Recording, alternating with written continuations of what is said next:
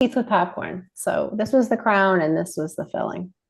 The price we You, popcorn lovers pay. It's a you may not steep one. you may not remember Jeff is an expert in dental work from his previous Well, career.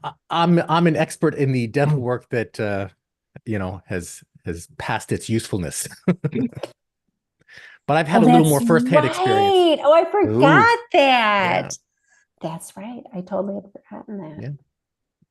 So where's our interview E? It's a good question.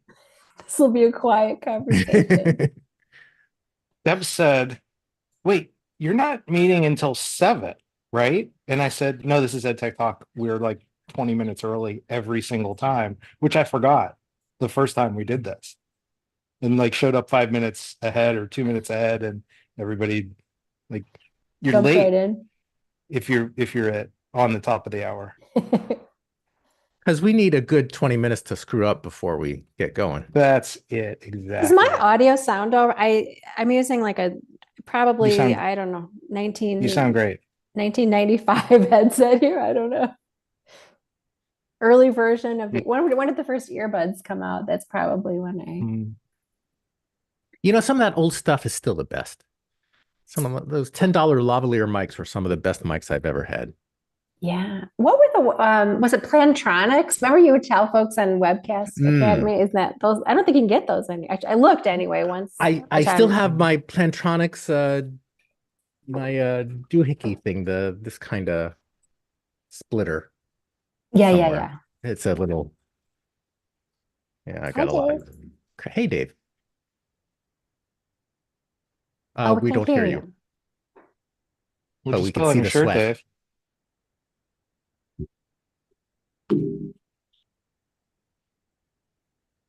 I spilled water over myself. I'm very professional. Yeah. Water. But everyone looks very well groomed tonight. Can't hear I you feel now. like hair. Oh, There we go. all You right. can hear? I can. I'm just saying how well groomed everyone looks. Like hair is washed and combed and shaved. Fresh dental work. I did, yeah, fresh. I get my teeth. Jen's making me self-conscious because her teeth are so white. I think I can smile now, but I was like that for a while today. I had 90 minutes in the dental chair today. So what did you get done today? Today was the far back tooth is pretty much cracked. I don't think they can put crowns on that bad boy back there. So she just patched it up as best she could. Cracking too many walnuts. What's that, Dave? Cracking too many walnuts. It's popcorn. Got How do you make your popcorn? Well, apparently not well enough. Too many unpopped popcorns. Like to use oil or air popper or microwave? Oh yeah. No, oil if you're gonna do it. But yeah, let's not mess around. I was doing it with oil for a while, and then I saw one of those old like 1980s air poppers. I was like, let me try that. So I have an old style air popper. But don't you then end up just dumping a bunch of butter on it to make it taste not like styrofoam? Yeah. Vegan butter. I have to say, like, vegan cheese is still, well, actually, there's some decent vegan cheeses, but vegan butter, big fan. I like it more than. Did not know that was butter. actually tasty. I've never tried it. Very good. Yeah. I'm not trying. So when my kids were in first grade, their teacher used one of the round air poppers without the lid on it in the middle of the classroom to teach them about pollination. And it was extremely effective. They still talk about it.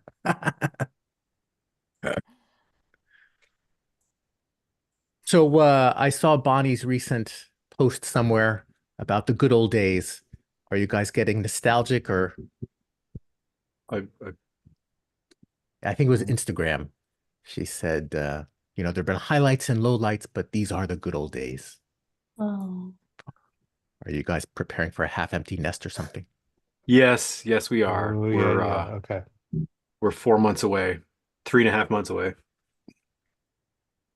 And it's settling. It's kicking in. Then we're reality. just left with the spare. The spare. The backup kid. Yeah. Poor kid.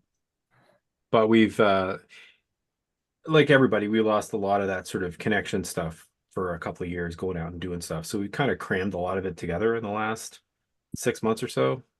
So it's, you have to make sure you're all sick of each other by the time August rolls around. That's right. That's what my mom said. I became just a jerk. And she's like, this is why it happens, so I can let you go. You're really being a jerk.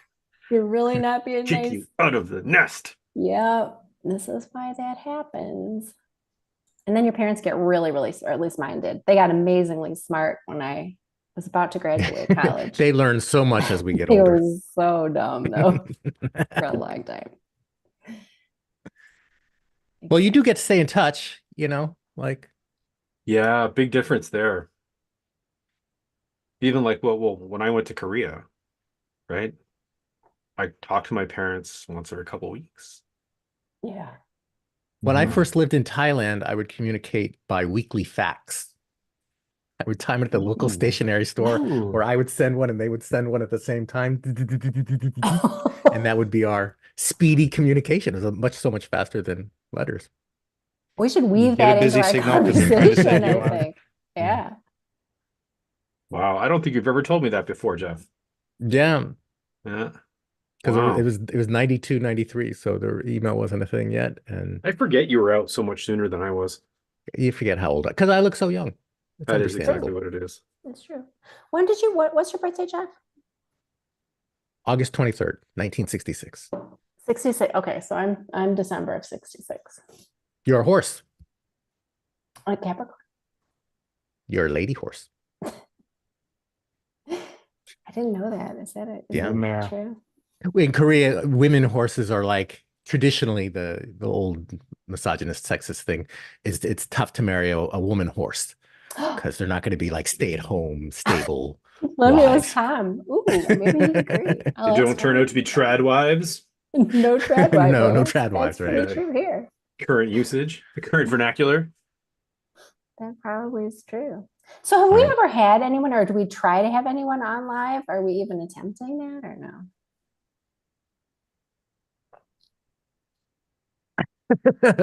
Left us speechless. We're certainly open to those possibilities. Oh no, I just was curious. I didn't know if You anybody. mean like a guest as opposed to a viewer? No. A viewer. Speaking of I'm which, just I'm going to speaking tweet that we viewer. are online. I think that's what Jen was referring to. Viewer. Yeah. Anybody Oh. actually showing up. Oh, we've got one viewer in the chat, or is that just one of us? Is that me, maybe? I don't know. Me? I'm going to turn on the recording.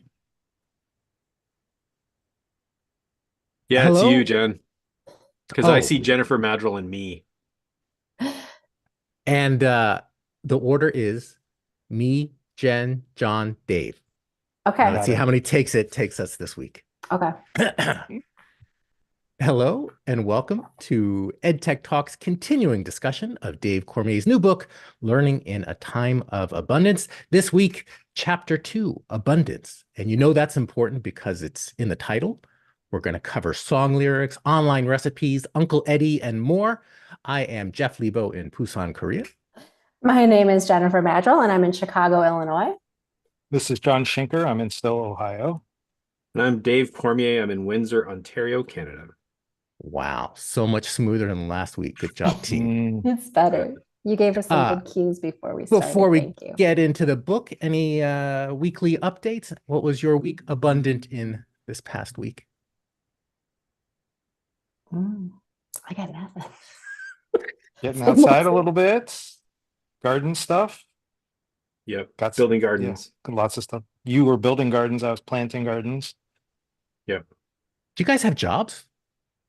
Not on the We weekend. did those too. Yeah, lovely weather here as well. Nice hikes.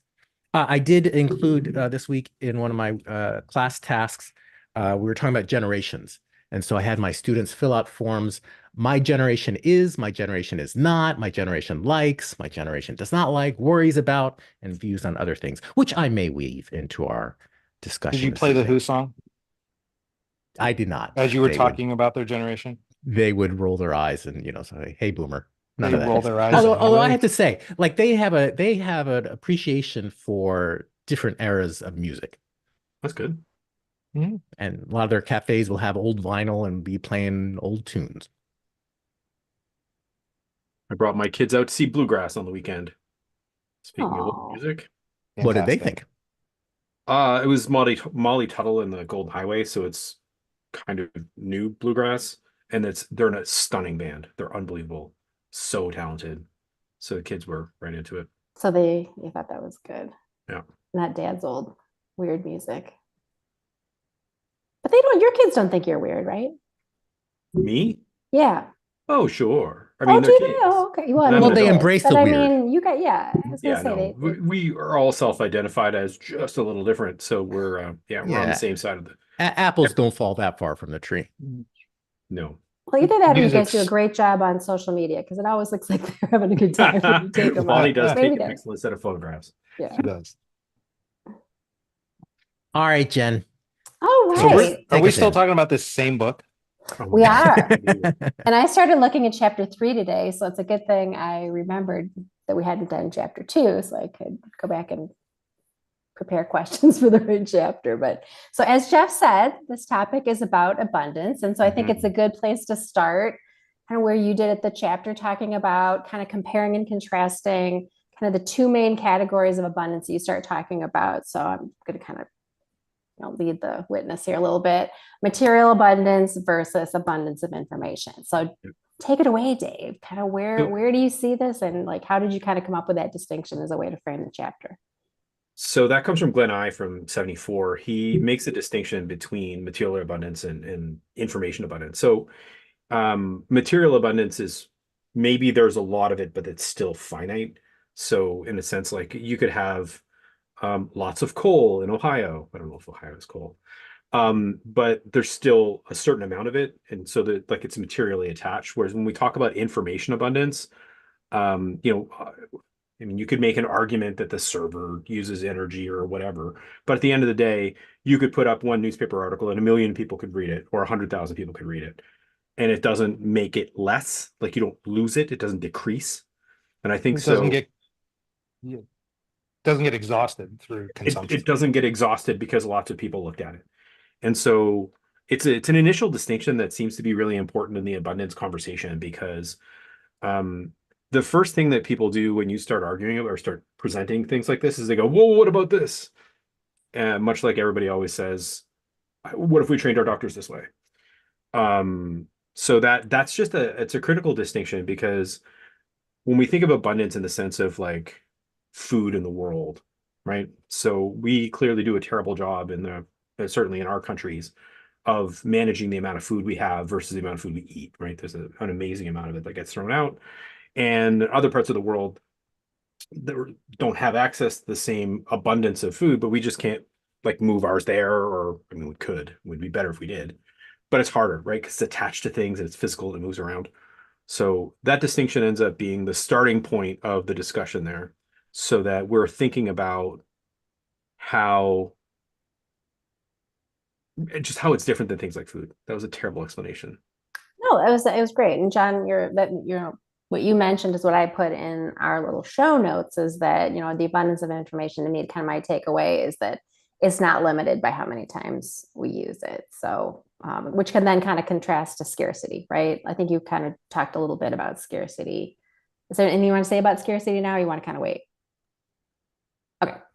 I mean, the thing that occurs to me is that information, not only it's unlimited, but the more it's consumed, the more abundant it becomes. The more likes something gets, the more proliferated it becomes. That's interesting. I never thought of it that way. You kind of did. You sort of did. Well, you talked I? about like social media, like we all then have interpretations of the information, right? That then kind of feeds the beast a bit. Is that kind of what you're getting at, Jeff, too, a little bit? Yes. Material abundance is never going to be viral, right? Like, so Right. like it's never going to self-propagate itself in the way that Jeff is talking about. So I think that's a really interesting sort of look at it, because it means the more it gets looked at, the more it gets looked at, which with material abundance, that's never going to be the case. Yeah, for sure. Okay, so all of this then to me is a good time to talk about the implications. So abundance sounds great, right? What's wrong with abundance? So why don't you spend a little bit of time helping us think through kind of the good, the bad, and the ugly of abundance and kind of those implications and trade-offs? And that's when you hang on the material abundance ends up being different. So one of the examples I use in the book is going to a barbecue. And so when you walk into any kind of barbecue, and if you're taking a pro-social look at this place at all, you're going to look around how much food there is, who's there, whatever else. If suddenly there are more people, then there are space for food. You end up in that material scarcity sense where you're like, oh, maybe I should only have one of those things, and I'll only have like I'll have a hot dog, but I'll share it with Jimmy or whatever you end up doing. So you deal in those scarcity kinds of ways. Whereas when it's clear there's a certain amount of abundance, you got a choice to make. You end up sort of deciding based on maybe what's healthy for you, maybe what you're going to be seen as doing. It may be the kind of place where people eating lots of food is very cool.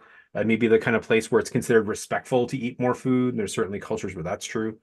But there you end up with a whole social set of rules around that, right? Where you're doing that. And so for me, what's happened with information abundance is we've gotten to the point where we have changed the relationship that we have to the amount of information, right? So when I was talking to Ren, my eldest, about going to university, and I was talking about going and wanting to study history. When I was 17 years old, I didn't have history books in my house. I didn't have access. If I wanted to know who the second emperor of the Roman Empire was, there's no way for me to find that out. I couldn't. I mean, there was no library in my community. There was no, I mean, I could have driven to the nearest city, walked into a library maybe, or walked into a bookstore and tried to find a book that was about that, and then flip through the book to try to find a list. It's hard to even imagine how hard it was to access information. Now that draw towards discovery just isn't the same. So when you look at, for instance, and I don't have evidence of this, but I believe it's true. When you look at so Beth McMurtry just released an article in the Chronicle today where she was talking about how hard it seems to be for students to care about going to school, and how much there is this sort of, I think part of that is that, like my students have told me, I don't have to come to class to get the information. I can just get it at home. I had one student in engineering who's like, I don't even bother. Like I show up because I have to, but I don't pay attention because frankly, my professor is so bad at explaining this. It does much better when I get home. I just need to know what the topic is. And then I can go home and watch that guy on YouTube that I always watch, and then I'll get it figured out. Right. It totally changes the relationship between teacher and student. Right. You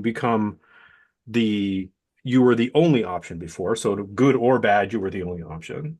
And that relationship has changed, right? So you no longer as a teacher have control over the content because they have that abundant access. And doubly different, you also don't have control over truth. So they can, yes, go home and read the same thing that you were talking about, but they can also go home and read the opposite opinion of the one you were talking about that's equally cited or equally positioned. They don't have to believe you in the same way either. Now, you could kind of do that with a library before, but that's real effort. Now I can be the worst slacker in the world and still check up online and find out that my professor there's a different opinion than the person saying they walked in the door. So I think all of those impacts end up being things that we don't have new plans for, right? We don't have, at least that I've heard of, or in any agreed way, an idea of how we're going to, for instance, generate interest in students for going to school to learn rather than school to credential. Jeff, you're just on the tip of your I'm so ready to go because I think, like, I don't want to get too far ahead of ourselves, but I feel like what that student is experiencing are my optimistic answers to the challenges you're talking about in this book, because he's right. I don't think it makes sense to go to a physical space and listen to some human lecture for 60 minutes about the history of the Roman Empire or anything when there's so much better resources out there. But I do think the role of the human and the reason to go somewhere is to address what is true, to help moderate that.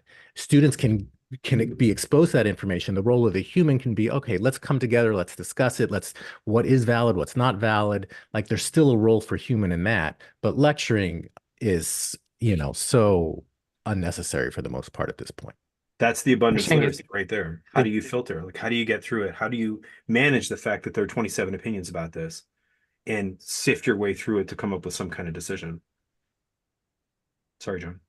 Well, I think the other piece of that too is that you can find the arguments to reinforce whatever you want to believe. I was in second grade publishing parties today, which are all the second graders wrote books about nutrition. And so they had to pick 3 foods, and for each food that they picked, they have to give like 3 reasons why that food is good for you. So this kid chooses broccoli, and it's high in fiber, and it has vitamins, and it has antioxidants, and they're explaining all this stuff. And like it only takes 3 things, right? That's what an argument is. You have 3 things to support whatever you're saying. It's really easy to find 3 arguments for anything. And so you pick what your position is, you go out and harvest the abundance of information to reinforce whatever your viewpoint is. And you don't have to listen to the 4,000 reasons why you're wrong. But that's where the education comes in. Like that's where the system or the teacher should be helping to facilitate. All right, let's get those counter arguments going. You found those 3 facts, you found these different 3 facts. Let's sort it out. Is that what we teach teachers to do? Not currently, but I feel like that's what we should be doing if we want a job. I wonder what change you'd have to make. Like, I mean, I'm certainly trying to do this in my own BED courses with my students and trying to get You them. certainly have to change how you measure learning and then change how you measure schools. And I think you come up with a better definition, because forever, students have just been coming up with those 3 arguments, spewing it out, and there hasn't been the give and take as much. Now it's all about the give and take. Yeah. Or it should be, or could the be. food one is hilarious too, because this morning somebody was telling me about vitamin C again, and how that it actually doesn't help anything related to cold. It's actually not related in any way that anybody seems to be able to discover. And though you could find 100 people online telling you to take it, to do it. So is that the citrus industry that was driving that in the first place? Like, how did this thing start in the first place? It's good for scurvy, apparently. Is that still true?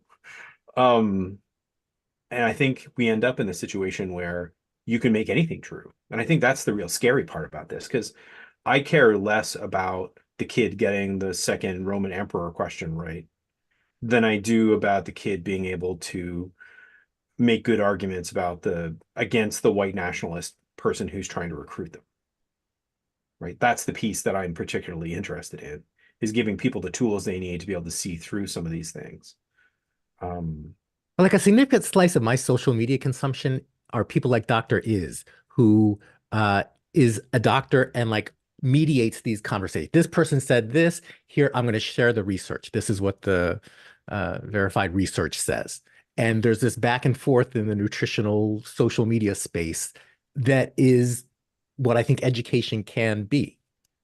Even if you don't find definite answers, at least let's bring it in, let's discuss. You try to convince me that your facts are better than, I hate to say your facts are better than other person's facts. This is where it gets tricky. This is where it gets tricky. It is fine when there's an easy path to discover what the actual fact is.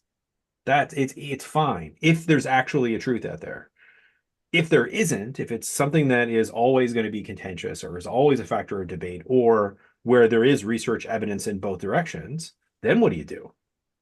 That's where the premium is. That's where the educational institution can gain reputation, is by people trusting that they have looked at all the different perspectives and come up with something that is commonly seen as, okay, yeah, that makes sense, by the biggest number of people. You're never going to convince everybody, but I trust Dr. Why do you trust this person? Because A, he's got the credentials. He is a doctor, and he doesn't always, I see John already questioning that.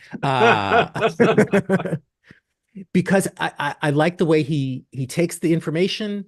He says this part's true, this part is not. This one we're not sure about. Like, he's not black and white. And I'll have to think deeper about why I trust him. And I don't 100% trust him. I want to see other people as well, but I trust him more than a lot of the other loons that come across my feed.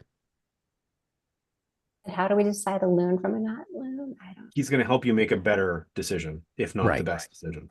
Right. And I think that's another one of the qualities of abundance, right? Like, if you've only got 2 choices, you're picking one or the other. If there are 473 choices, you want to be in the top 20% of possible choices. right? You want to not make the terrible one. And if the person helps you get a little bit better down the road, that's good. But again, our whole school system is based on things being right or wrong, right? Almost everything in the K-12 school system is about it being right or Yeah. wrong. And then first year, second year, third year, depends on where you are. It depends on your program. It depends on a lot of things, but still there's an awful lot of it that's just, you did this right, you did this wrong.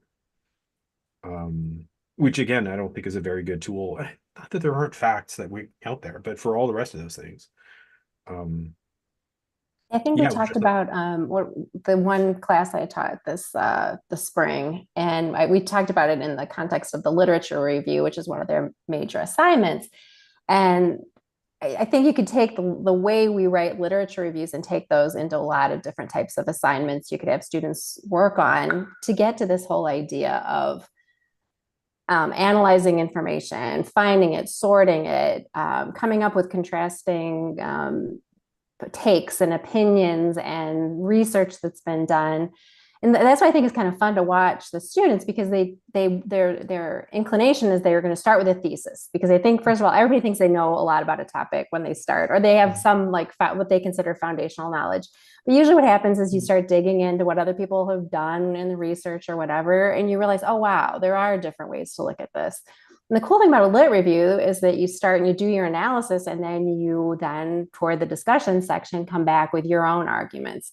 And I think that's what you're saying, Jeff, is like you like with the person you follow is they do that process. So I think what's kind of interesting is like take that whole, like I said, example from that one assignment that I have my students do, and think about how that translates to how we bring that into what we're trying to get folks to do in general when they walk out the door of whatever class they're in or whatever, is that they have those skills. And as a segue, that I didn't mean to build it in as a segue, but I think it's a good one to what you talk about in the book, is the difference between information and knowledge, right? And there's a quote that you've got on page 49 that for folks that have the book handy, that information is the raw material you have to work with, but knowledge is information put in a package by a person or a process. And so I think, Jeff, that's what you were saying, like you rely on that person to help process that. So what I think is really the interesting conversation for educators is, how do we do that? And I don't want to get too far ahead of ourselves, but to me, a lot of this gets into like literacies, information literacy, and how those types of things. And you use the word literacy, but not completely. Maybe we will get to that later. But so what are your thoughts on that, Dave? Is that whole idea? Can you give us a little bit more context of what you were thinking about between information and knowledge, and then if you want to get into the literacy type stuff? It's funny you say that, because I'm working on a talk for tomorrow right now about the difference between being information literate and then being fluent. And the example that the New Zealand government's project uses is somebody who's literate in the water doesn't drown, and somebody who is fluent could stop someone else from drowning. Like is comfortable in the water, diving, whatever else, is able to make interpretations and a whole bunch of other things. And I really love that distinction. And I think it's a really important one, because one of the things with Gen AI, for instance, if you are not fluent, you can't tell if it's true or not. Right. So it's really great for somebody who is looking for something inside their own field, because they can look at it quickly and go, nope, on the rest of that's fine. And off they go. But that's almost never how it's going to end up being used. It's almost always going to be used by people who are not or barely literate in whatever field they're talking about, right? Because otherwise, why would you go? So it's expert usage I'm not worried about. I mean, I have some concerns about bias and like stuff that I think is important to talk about, but overall, I'm not as worried about it. What I am worried about is how people take information at face value and don't do the sort of processing to get it to knowledge, right? And that is, in an abundance landscape, it's everywhere. Because if you're going to a library to go find something out, you've taken your bike out of your basement, you've put on your helmet, and you've gone down the road, you've found a place to lock the bike, you walked up the stairs, you walked in, you found the part of the library, you go and find the book. And by that point, the extra work of looking at 2 more books is a very small part of the process that you're engaged in. Whereas for me to go answer, it takes twice as long to look at the second one. Right. In the first case, it's a very small fraction of my time that I've spent in trying to find this thing out goes to doing the confirmation work. Whereas it doubles the work for every point of confirmation whenever you're working in sort of the internet. And so I think we don't bother to do that extra cross-referencing, the extra, like they say, the lit review part, like all of that sort of deeper approach to it that's more about meaning making. Why would you? And I think our students really don't. Because they've never seen any need to, because they can just find whatever information they want. Is that true, Jen? When they're doing their lit reviews, do they just like find an answer and they're done, or are they seeking out different views? Well, how do you know when you're done with a lit review? Well, that's a big question we often have. It's like, where do I stop? Because you could spend the Yeah. rest of your career working on the lit review. 100%. And so a lot of times that's a scope issue. I'll say, then let's narrow it. That usually is a sign. You were looking at the issue like this for the purposes of the confines of our class. We're Or gonna maybe like it's an this. abundance problem. Yeah, right. Exactly. So the way Because we your handle scope ends up abundance being is super narrow. we have really tiny scope. But what I guess my biggest challenge that I have for them is don't start with a thesis and then go find sources to support your thesis. That's not what we're trying to model. But and maybe I'm just a bad teacher, but the process part is hard. The synthesis is really, really, really hard. There's this idea that if they get it in a research study, they'll just keep quoting that they'll say so and so said blah blah blah blah. Whereas if you've kind of been in this for a while, you like talk about the thing and then you'll cite it. Like that's what, but you don't like give the authority to that person for coming up. It's just an idea. And so they have this idea that if it's a scholar or an academic, then that means a ton. And so they have this idea that I don't know if they get it in we've talked about this before too, a reputable journal. Some are more reputable than others, and that we can have long conversations about that. So those to me become almost like information literacy things. But I think that to me is really, really, really hard to teach, is how to decide where you put all your egg, whose eggs you put in your basket, I guess is maybe a way to think about it. But I don't know. What have you thought about through this process idea, Dave? Is how do you get folks on a path toward analyzing and synthesizing this information effectively? I think so much of it is just the amount of time people are willing to commit. So I was doing a talk on Friday for our the arts college attachment to our university, and the person who teaches sculpture was talking about how she's struggling right now to get students to sculpt for longer than 20 minutes. And there's always this, kids these days and whatever else. But in this case, it's an attention issue, right? So they'll start to do it and then they'll look at her and go, "Is this done?" And she's like, "Is it? I don't know. It is your sculpture."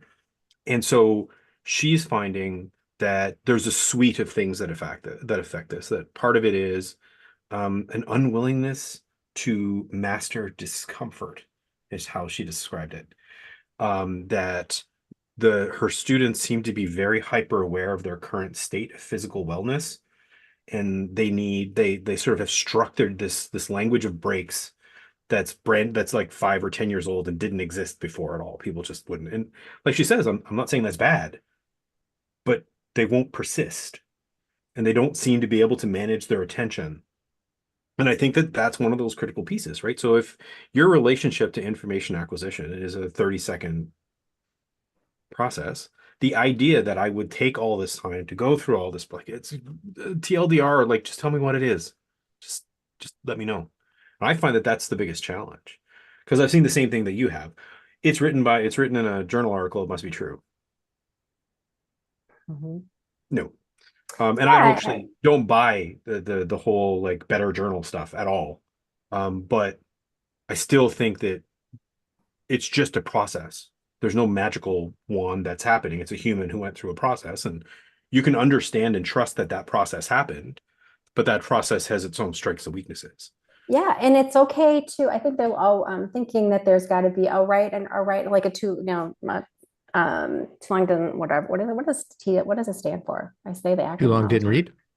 Yeah, I was gonna say the One good acronym. read. Couldn't say it out loud or say the whole thing. But anyway, the idea that it's okay to, and it's a good thing actually. You're providing value within your lit review to be able to say that there are contrasting opinions and there are contrasting findings, and that those are things we need to dig into more, because there is this idea. Well, I'm writing a paper and I'm coming to my conclusions, so I should have conclusions that are answering the question that I'm trying to seeking. And it's like no, it's actually okay to say this needs to be looked into more, and these people Somebody disagree in had these that ways. problem with a book recently where he spent the first 6 chapters asking questions and then had to find a way to answer a couple of them. So let me ask you guys a question then. So you guys are all curious people who do all kinds of different things. Um, do you find that there are more things that you're meant to decide? Like, do you find that there are a lot of things to decide about, like positions on, like coming at you in different ways? So for me, one of the challenges is that I'm expected to have an opinion, not on 10 things, but on 1,000 things.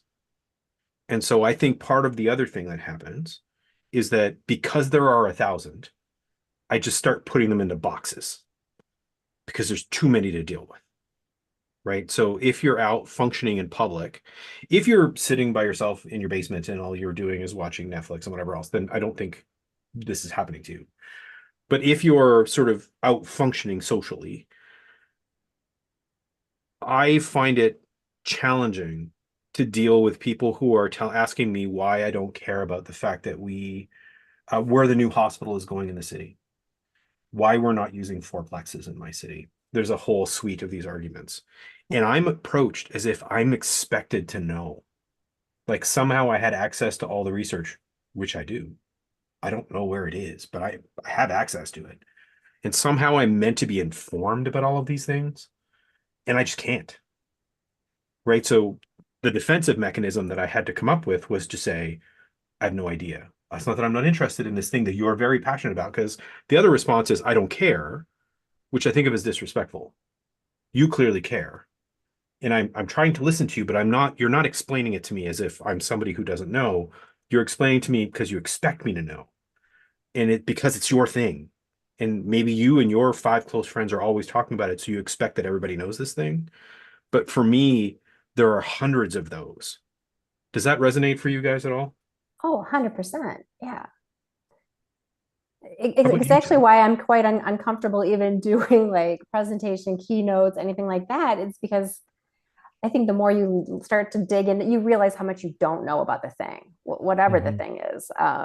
And so you almost start to kind of panic that I don't want to say anything because there's so much more I don't know. Kind of getting back to what you were saying, John, is like when is enough, and what is the right thing. But yeah. And it's both a matter of uncertainty and not being sure because you haven't looked at all of it. And also, you know that there's somebody out there who just wants to fight, right? They just want to argue. And they can find 50 counter arguments to anything that you say because there's an abundance of all of the perspectives. Yeah. And that is the consequence of abundance, is the information is out there, it's accessible. So we could have an opinion if we cared. And I think there's a spectrum between I don't care, I really don't care, versus I don't know, but I'm interested in learning, versus I do care and I'm somewhat informed. Well, and we And can't be experts on in all the things, even all the Almost important things. almost unless we're none. 20 years old. That's right. So this argument's only whispered at in the book, but this is where I think the rise of the demagogue in the last 10 years has really come from. Is that people are looking for guidance Mhm. because there's so many damn things for them to think about. Sorry, John's car from 10 years ago. Um, I didn't mean to use bad language. I know that John really objected to my language many years ago. But I think there's so many things for I could, people to know about. All they want is somebody to just take some of that off their plate. And when you mix that with the fact that we're accustomed to having people in positions of power, teachers, have the answer to things, and that's how we're taught to relate to knowledge. You put in one loud, obnoxious, terrible old man, I won't mention any names, and people are just like, it doesn't matter. It doesn't even matter if what he's saying is true. It's just I can follow that and I don't have to process. Now I've been told what the right thing is, as opposed to having to negotiate my way through understanding the ways in which gender has changed as a relationship to culture. Just like, oh my God, can you just not tell me what it is? And why do you guys keep changing your mind about what it's called? It's, I'm not saying that I'm aligned to that, but I understand the frustration. You know, there's a great article, I wish I could find it, that came out after the 2016 elections in your fine country, that was talking about people who were not going to be rewarded by the policies that were coming in. They were poor people who were not going to be helped by this process, who felt like they had been left out of the conversation and were looking for someone, for something, some kind of answer. And I think that's where this stuff becomes really important, is that something very significant has happened to the way we come to decide things in our world. And I mean, schools are important places, but that's not even the, if any of you are ever unfortunate enough to read the entire book, it's not really about schools. It's about learning and how important it is that we understand how we decide things, right? Because it used to be that you were pretty safe making random decisions on things because there's such a narrow process and they came at you seldom enough that you had time to catch up with them, or your opinion wasn't going to impact anyone else's. So if you, like Tommy from my hometown, won't mention his last name, but who is an awful man and had terrible opinions, was only really influencing the 6 people on shift with him, right? That's where it stopped. And so his awful opinions just, they were there. Whereas now, like you said, Jeff, it magnifies and expands and magnifies and expands, right? And I don't think the human nature behind all of this has changed. I think we've always wanted simple answers, whether it's in zodiac interpretations or the local shaman or to some extent religions. I think the fact that we're expected to know so much more about so many more things, and we're having so many knowledgeable people tell us what's the truth, that is new to this. I've always been a devout I don't knowist when someone asks me about religion, and I'm comfortable with that. But I think a lot of people are not. You don't have to know all the things. You just, if you decide to not know all the things, then you have to trust somebody else. And then take their view of what the things are and what to think about them. And a whole lot of people do that. And what we see is people aligning not even with the answer, but with the person. Right. So we're in a number of counter protests, people who are protesting a variety of trans issues in their K-12 school system. And the stuff that was being shouted at us and the several disagreements I had with some of the people in the protest were clearly not, they were party line repeated expressions. In any actual question about what they were talking about, there was no content to it, right? There was just a veneer.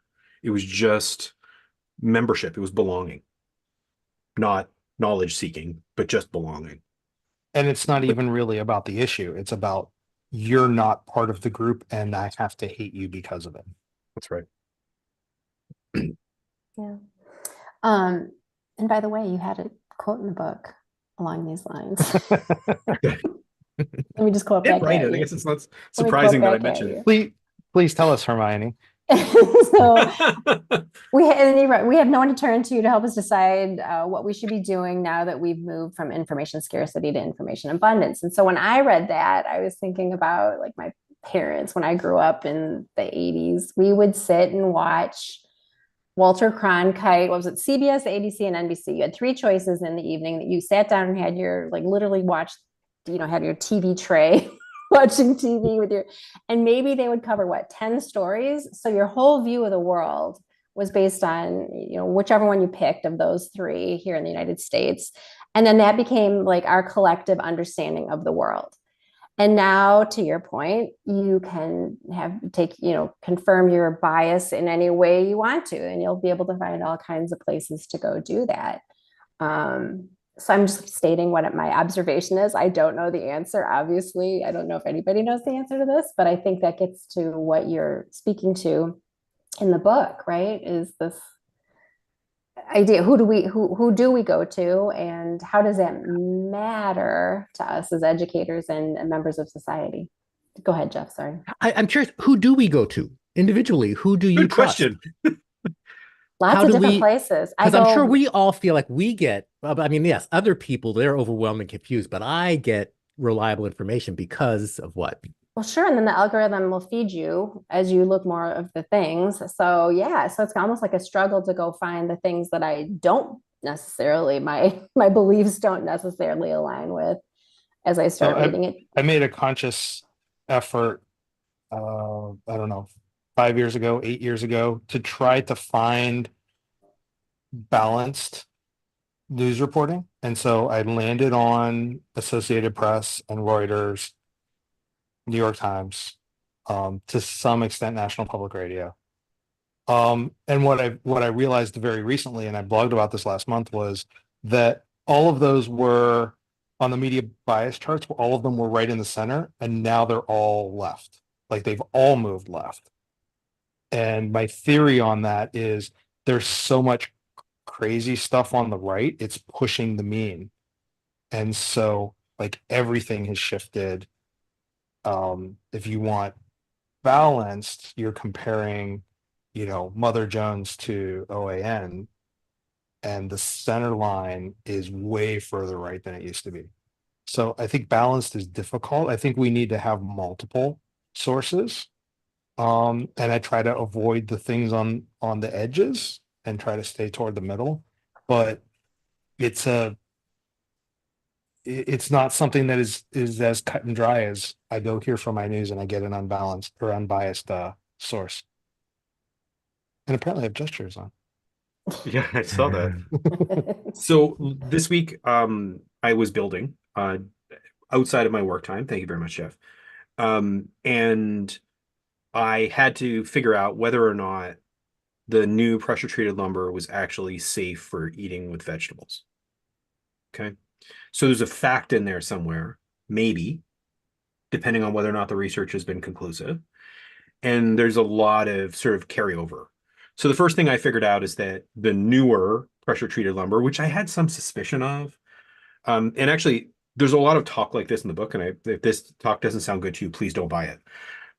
Which is just me sort of going through, here's the story that hopefully gives you a sense of how this thing goes.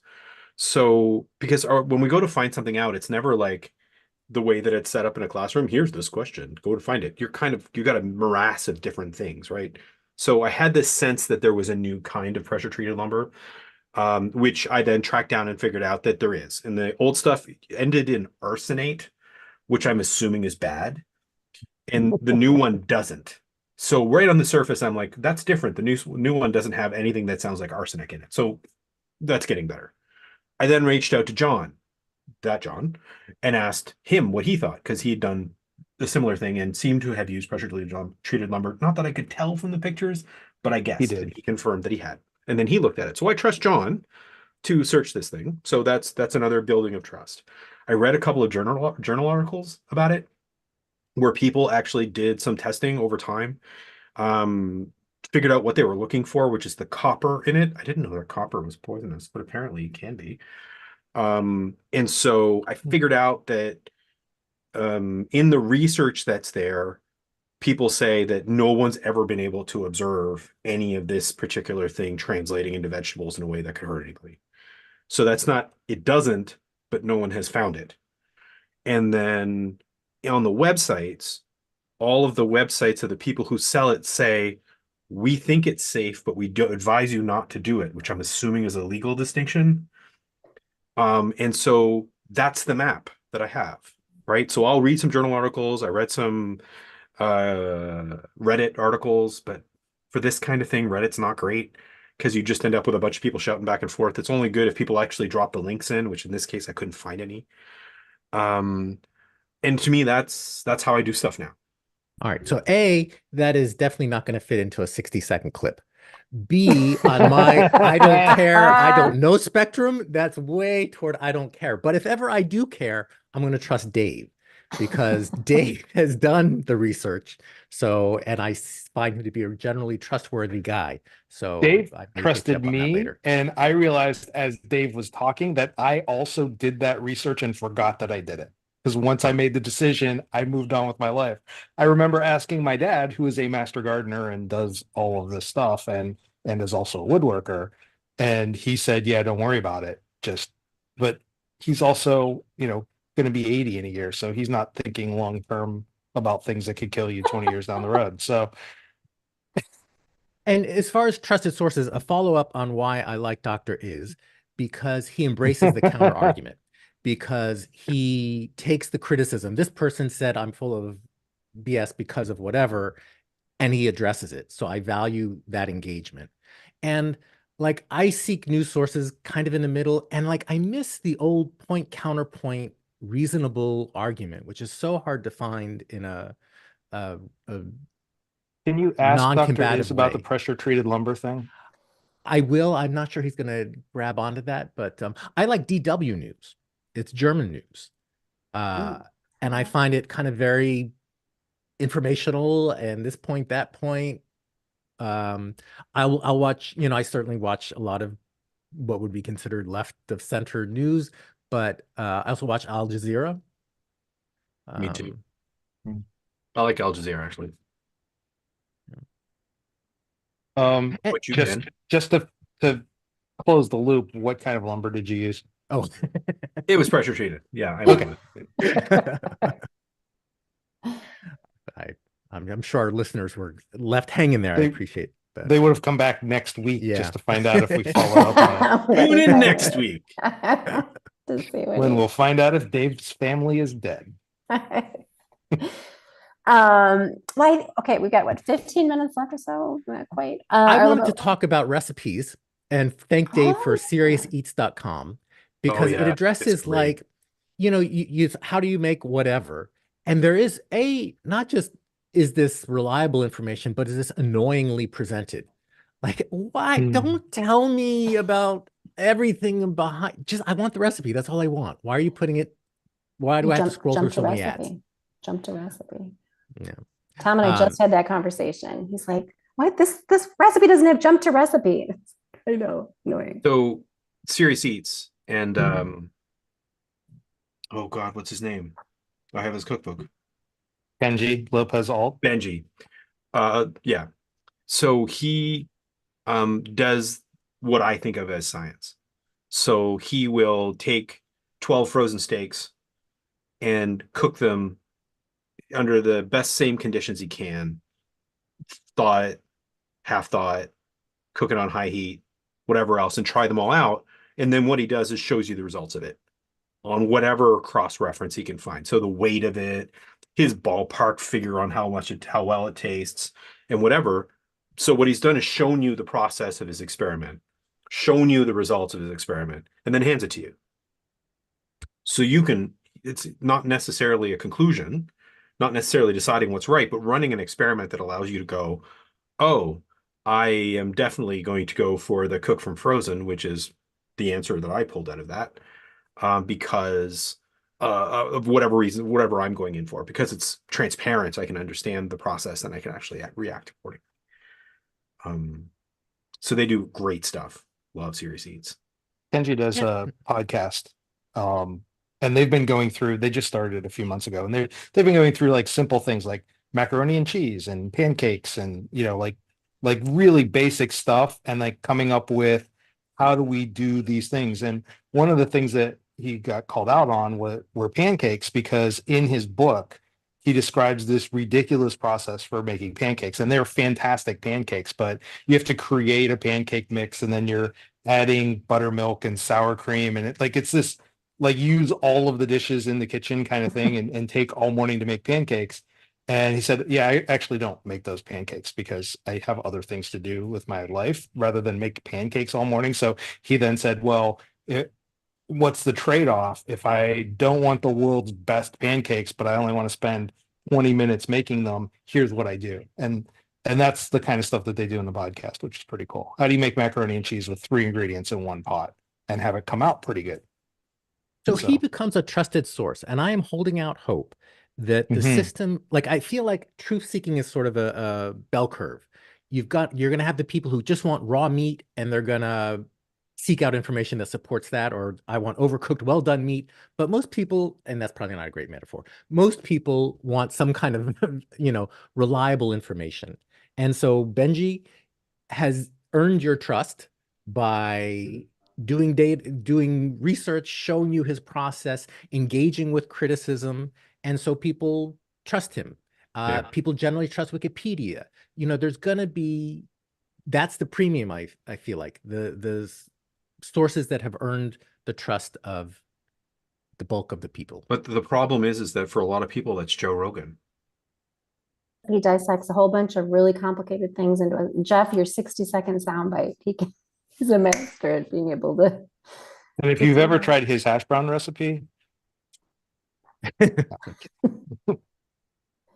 Yeah, and I do think that's the problem too, is, you said we've all kind of said versions of this, but Dave, you said, how do you get your students interested in spending the time necessary to do this? I was also going to say to you, Jeff, I think the greatest thing I could do as a teacher is to create a bunch of people or everybody who walks out the room feeling that they could be that, the person you were saying, your trusted source, that they should have the skills to be able to do that. That's one kind of comment I think is kind of an interesting thing to explore. But the time, we're in a time frame, people want their stuff quick, and people who can serve it up saying, here's your answer, this is what, and then get enough people to think you're an expert at it. That's And in been defense the of those formula. people, they have 999 things that they have to decide on after this one. Like, I don't blame them for wanting it quick. And I think that's the thing that a lot of the pushback here is, let's move slower. We need to calm down. How does that happen? Like, how, And I has mean, it ever? I think part of the path is the one that Jeff is talking about, is just like, I don't know about the thing you're saying, and it's very interesting. I'd like to learn more, and learning that language. Peek ahead to chapter 6. More importantly, I would like to make it very clear that Jeff got an answer to a question in chapter 2, and I just want to put it because clearly SeriousEats.com was the answer to a question, and I would like to make it clear that there are answers somewhere in the book for some people. Is this Jeopardy? Are we supposed to guess the question? Where should I go to find my reliable recipes? I would also like to talk about song lyrics. Oh, yeah. You talk about being in the basement, Oh, trying to interpret phrases from Edmund Fitzgerald. And I think we've all been there of misinterpreting song lyrics. I thought Little Red Corvette was pay the rent, collect. Well, so you just had the lyric wrong, let alone like with Yeah, the interpretation of and last week we were talking about change is never a bargain. And kind of settle, well, change is never free. Like, do you lose something? Yeah. I feel like what we've gained in this era outweighs what we lost, because I did Just a around unit, lyrics? yeah, or around songs and engaging with music, because I did a unit a couple years ago during COVID on Olivia Rodrigo's Driver's License. Wow. Are you boomers familiar with this song? Oh, yeah, for sure. It is just the quintessential 16-year-old heartbreak song written by a 16-year-old. It's just beautiful songwriting, great tune. Yeah. And the way people have engaged with this song, there are all sorts of like alternative versions written from the perspective of the boyfriend or the blonde girl or the driver behind the driver. And it's all funny and clever and engaging. So like the depth of understanding of the song, or if you ask the Swifties, like their level of engagement with the music, I don't think has been harmed because they can easily access the lyrics.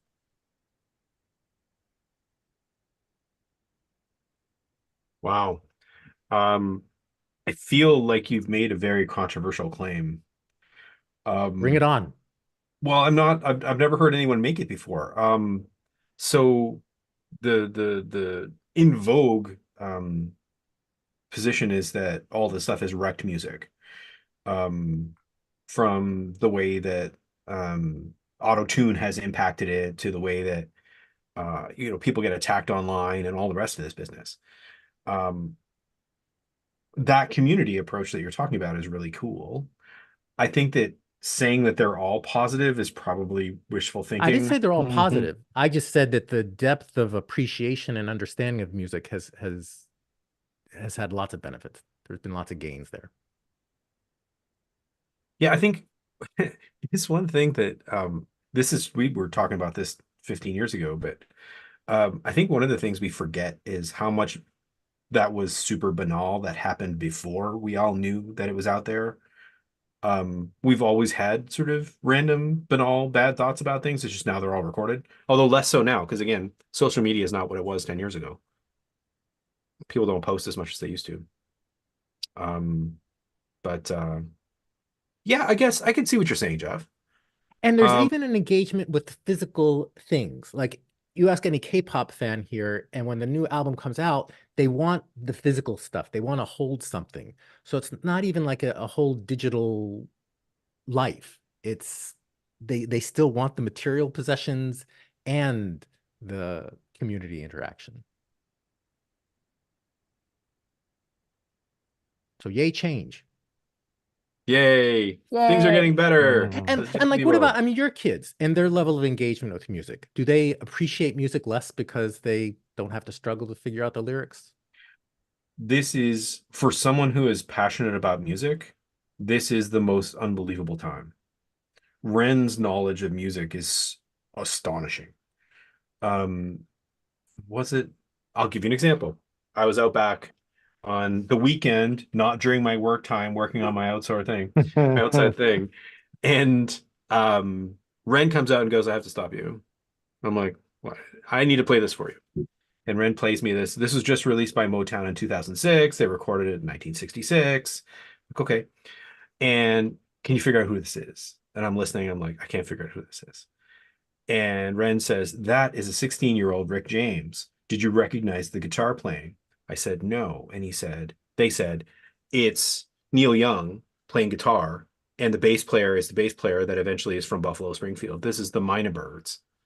The Mina Birds was a very short-lived band that was formed because Levon Helm All right, this is not saved going to be a Rick 60-second clip James either. from Levon Helm saved Rick James from a bar fight, and then Joni Mitchell suggested that Neil go on and play with Rick James in the bar that Levon took him to. And this is what I get from Ren, right? You just can't. Sometimes abundance is awesome. Or sometimes abundance is Right. awesome. Like sometimes it's awesome. Hey, can that be the new book, the next book, the sequel? Sometimes Sometimes abundance. abundance is awesome. Oh, Jeff, Uh, I just have to throw my thing in. Okay, so you talked about Taylor Swift. I kind of have become a Swiftie, but have you followed it all? You know, everybody always has dissected her lyrics, but the one that cracks me up is from "But Daddy, I Love Him." And so she said, "I'm having his baby," and everybody's thinking she's going to be talking about Travis. And then she goes, "No, I'm not, but you should see your faces," because she loves to watch people dissect her lyrics. Mm. And so she knew if she threw this in, she would get these like reactions of people going, ah.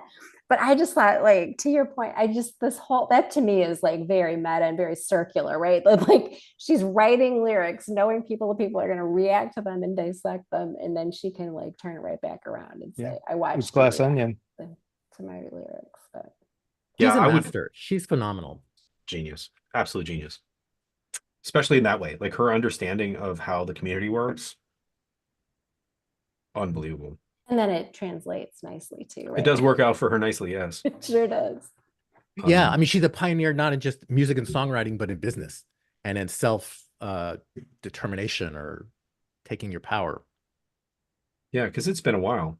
And just even what she did with her own albums, like re-recording them and stuff and all that. Yeah. But just the access to music that we can listen to whatever song we've ever heard and Oh, 3 different yeah. remixes, and so can kids today. And I can And listen if to you what want to my play it, students are you just listening. Google the chords and you play it.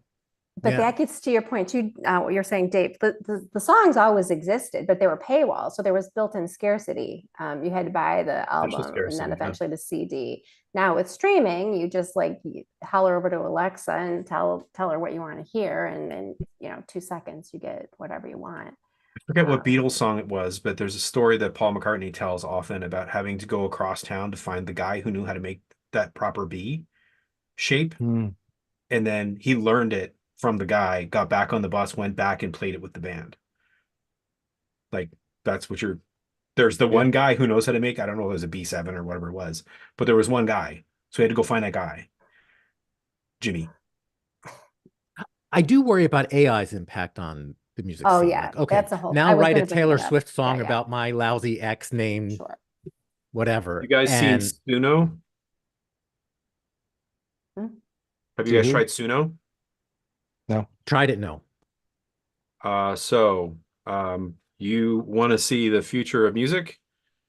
Go click on that, and where it says song description, put in the description of the song.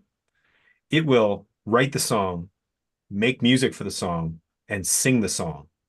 Somebody sent me a song yesterday, Friday. He goes, I kind of feel like it's been like a whole week of Mondays. And he goes, I'm like, you should give us a little song, a little Manic Monday, a little Wish It Were Sunday. And when I was made a joke, whatever, it was just before the meeting started. And he goes, oh, and I see him do it in the background, and I get a message in the back channel where he just sent me a song called It's Been a Week of Mondays. And I played it, and it sounded like a song that was on the radio. Wow. It Wow. So yes, Jeff, I am also concerned. Yeah, I don't know. Like on what, but that's the good, the bad, and the ugly. I mean, in some ways, well, okay, maybe I'm making too big a stretch here, but I remember when my sister, she had a degree in computer programming from, I don't even know what year, 82, let's say. And so when I started using WordPress, and I just would take plugins and throw them in, and I'd be like, I made a website, look at me. And she's like, you didn't make a website. Like you took this module Joe made in, wherever, Montana and whatever. And so, like, I don't know how much different is that than just saying, AI, I want this and this and this, and I got a song, I made a song. I don't know. I don't know. It just changes the definition of made, Yeah. right? There's a website that didn't exist before that Jennifer's responsible for, but she didn't start with a text editor, so it doesn't count. My sister would say I never made a website in my life. Yeah. And it changes the literacies we need to use too, right? So yeah.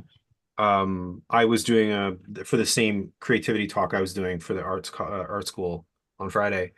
I did a search for one of the image generating websites because I was trying to give them a sense of like different AI sort of stuff as it's working.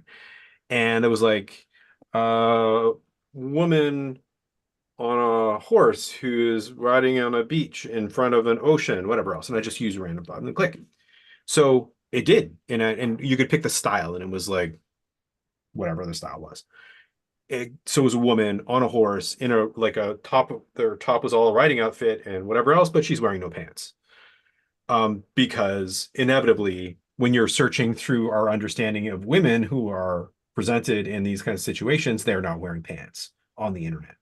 I can Which totally is the relate. problem with it, is that we're auto-generating, but we're replicating the internet, which is often a cesspool, particularly as it affects race and gender. So I think there's a bit difference. But That's the yeah, issue. and I think going back to Taylor Swift, before her new album came out, there were all these fakes that did exactly what you just That's said, right. and then they were released as her music, and then she's like, no, it wasn't. Well, that was easy because she's usually able to say that's not mine. But the question then becomes, what if we can't pinpoint what is and what isn't beyond a song, or if it's something really, really important, something that Biden said that started World War III, because we have a video of him saying something that took And us I down a think there'll great red still path. be a premium on the authentic, just like on Star Trek, people drink synthahol, but like, Guinan's always got a bottle of this real, Cardassian brandy or whatever that's the real thing behind the bar. But people drink mostly synthahol, which scares me that we might be consuming. I'm sorry, it looks like you guys didn't get my Star Trek metaphor. I got I'm a it. little I sad. got it. Thank you. Also, Scotty used to also drink Right. scotch. I was there with you. I appreciate that. But most people drink the artificial stuff, and that may be the future of music. No hangover. Yeah. But less flavor. All right. Anything else, Jen? Nope. Anything else, Dave? Thank you very much for asking me such interesting questions. I appreciate the fact that you guys have managed to get it to chapter 2. I'm still suspicious whether or not Jen has read any of the other chapters and is reading them as she goes along. One at a time. But Well, you don't want to since spoil the ending. I have no memory. Like I said, I That's right. started looking at chapter 3, forgetting that we hadn't talked about chapter. You're literally telling me about stuff I've written, and I'm like, What did I say? I did Page cite the page 44. numbers. I put the page numbers in there for you so you can go I back. appreciate that. All right. Well, stay tuned for a post show because I have some questions. I do too. And tune in next week when we deal with chapter 3, how abundance is a problem for learning. All right. What are your post show questions, John? Anybody listen to Spark this week? What's that? Did you listen No. to Spark this week? No. Oh, there's an announcement at the end of Spark. Which Spark is is? being discontinued. Oh. What is in June. Spark? Oh, Spark EdTech Weekly episode 100. Dave mentioned Nora Young, and he said Nora kind of does the same sort of thing we do. And I didn't know whether Dave was talking about Nora's radio show or Nora's podcast, so I started listening to both of them. And now, however many years later this is, the radio show is ending. Wow. And it's a CBC program about the intersection of technology and culture and how they affect each other and impact each other. So Why is is it it far, ending? is it ending because of the Just said demise that of- the Canadian Broadcasting Company has decided to end the show after Wow. 17 years. I'm Googling it now. I'm saying this so that you have like a month to get on the show before Yeah, I know. you're out of luck. Do you guys listen to any educational podcasts? And if so, which ones? I don't. And what is your podcast? What is it? They podcatchers? What do you use to access podcasts? And I'm Google again, heartbreaker. I was very happy with Google Podcasts, but they're going the way of Google Reader and FeedBurner. Oh, Amazon Music. I use what is this thing called? Podcast Addict, which I've used for years and works reasonably well. K-12 Tech Talk, which is very technology focused and sort of making the stuff run more than the instructional part. What other podcasts do I listen to that are education? I don't listen to any. I really don't listen to all that many podcasts. I don't really have the attention span, I guess, anymore. I don't know. I mean, TED Tech, TED Education, but those don't really count, I don't think.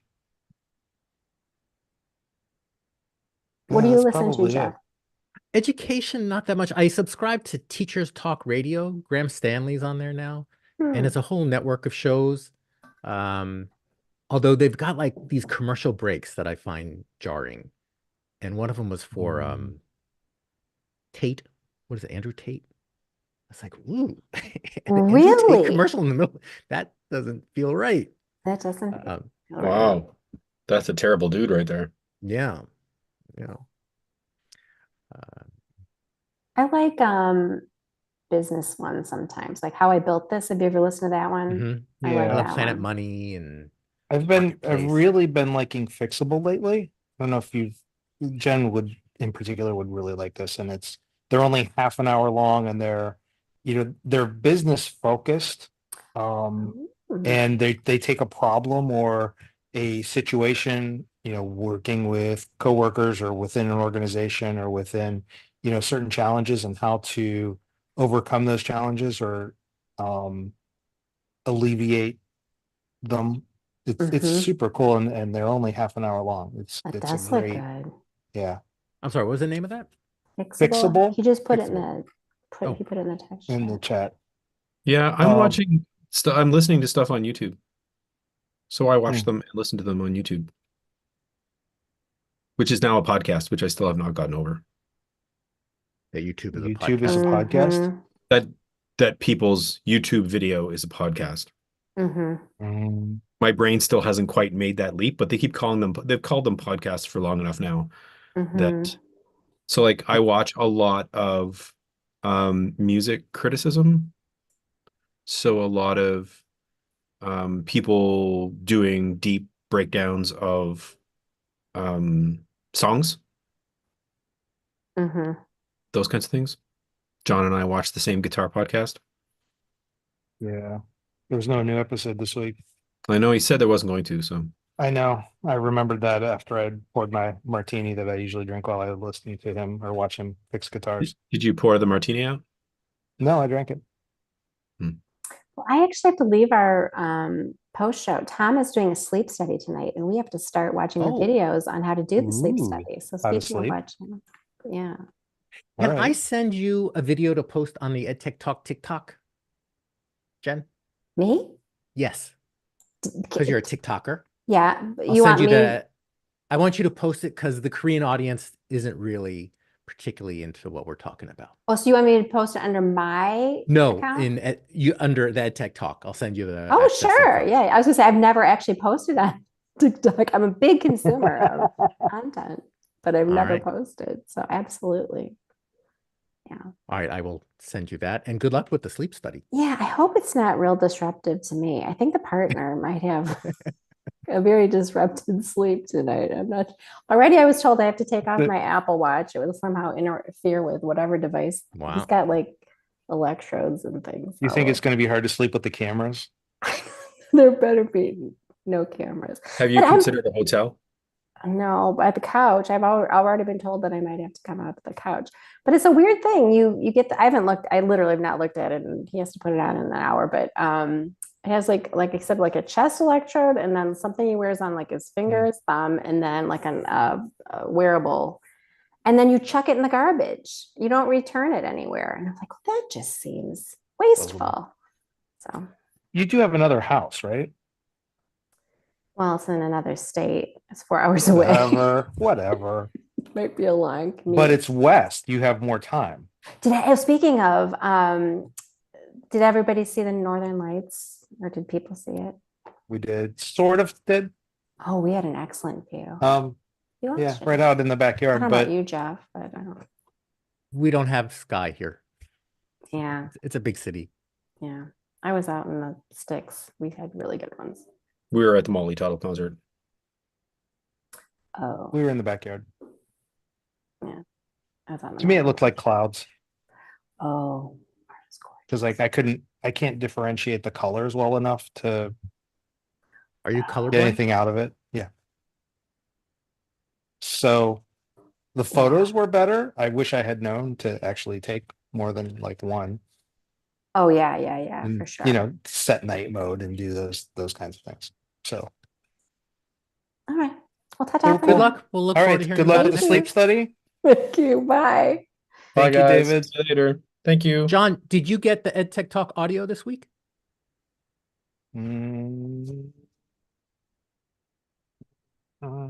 I think I had the same error.